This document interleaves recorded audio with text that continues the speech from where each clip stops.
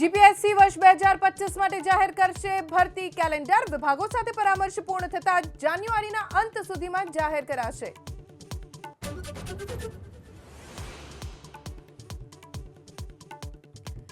મહારાષ્ટ્રમાં ફડણવીસ કેબિનેટનું વિસ્તરણ। 39 ધારાસભ્યોમાં ભાજપના 19, શિંદે જૂથ અને અજીત પવાર જૂથના 10 મંત્રીઓએ લીધા શપથ।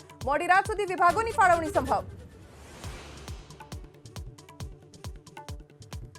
દિલ્હી ચૂંટણી પહેલા આપે ઉઠાવ્યો રોહિંગ્યાઓના પુનઃસ્થાપનનો મુદ્દો।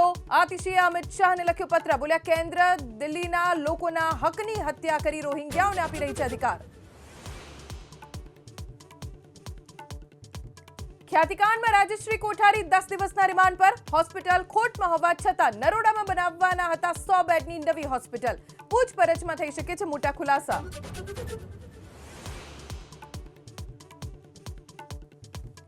દ્વારકામાં પિતા જ બન્યો હેવાન। 12 વર્ષની દીકરી પર 1 વર્ષ સુધી આચરતો રહ્યો દુષ્કર્મ। બાળકીએ માસીને જાણ કરતા જ ફૂટ્યો પાપી પિતાનો ભાંડો।